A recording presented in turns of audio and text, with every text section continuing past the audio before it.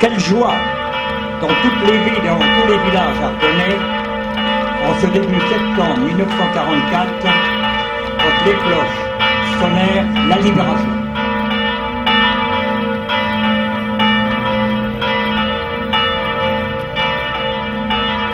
Libérés des envahisseurs qui nous avaient maintenus sous leur joug pendant 4 longues années, libérés de la tyrannie appliquée autant par l'occupant que par la dictature de l'État français, remercions tous nos alliés, tous ceux qui nous ont aidés, les Anglais, les Américains, les Russes, tous les peuples de l'Europe et le monde qui ont contribué à la victoire finale. Merci. Merci aux forces françaises libres, à tous les réseaux de la résistance réunis au sein de l'UAFFI. 64 ans plus tard, célébrer pour la première fois cet événement peut sembler incongru, voire décalé. C'est, je crois, tout le contraire. Ce manque de célébration pendant 64 ans s'explique en effet d'abord parce que l'occupant nazi a déserté Revin quelques jours avant l'entrée des troupes américaines et que la première Jeep américaine a pointé le bout de son capot le samedi 2 septembre 1944 à la Bouverie. Le pont étant détruit, le détachement américain est reparti sur Rocroi. Ce n'est que le lendemain, le 3 septembre, en fin de matinée, que les troupes américaines faisaient réellement leur entrée à Revin. C'est cette date que, d'un commun accord avec les associations d'anciens combattants, nous avons retenu pour fêter l'événement. Ensuite, et surtout, cette libération ne fut pas fêtée comme il se doit dans les années qui suivirent, par respect, par pudeur, vis-à-vis de ce qui s'est passé 3 mois auparavant au Mani. Ce massacre effroyable de résistants marqua à jamais la mémoire collective des Revillers. Dans ces circonstances, la douleur était évidemment trop vive. La libération se fit certes dans la joie, mais aussi dans la retenue et dans le souvenir des martyrs et Manifs. Le temps a passé. Et il nous a semblé qu'il était aussi nécessaire de commémorer cet événement comme beaucoup d'autres communes le font. C'est de notre devoir de ne pas oublier. Nous devons être fidèles à cette tradition parce que l'histoire est toujours en prise avec l'avenir. Être fidèle à une tradition, a dit Jaurès, c'est être fidèle à la flamme et non à la cendre. Nous souhaitons entretenir la flamme parce que les peuples qui ne connaissent pas leur histoire ou qui l'oublient s'exposent à ce qu'elle recommence. Telle est la signification de cette commémoration. Je remercie tout particulièrement les associations d'anciens combattants, les services de la ville de Revin, les élus qui se sont mobilisés pour l'organisation de cette manifestation.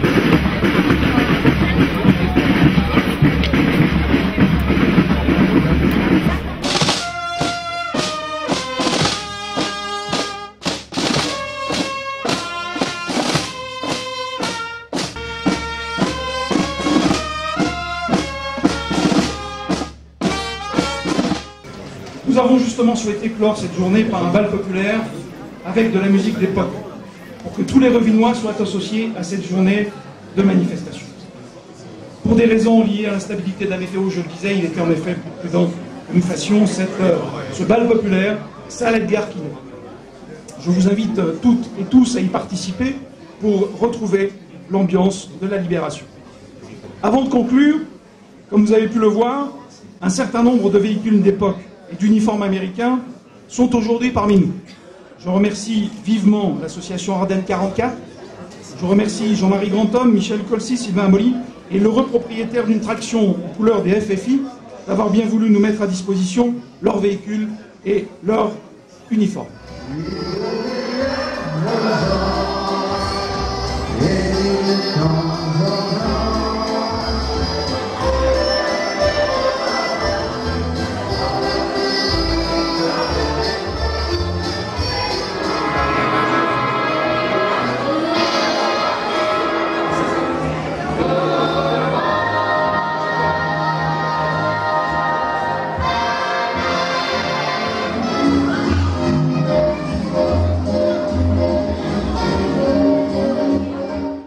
Monsieur le maire, c'est d'abord à vous que je vais m'adresser.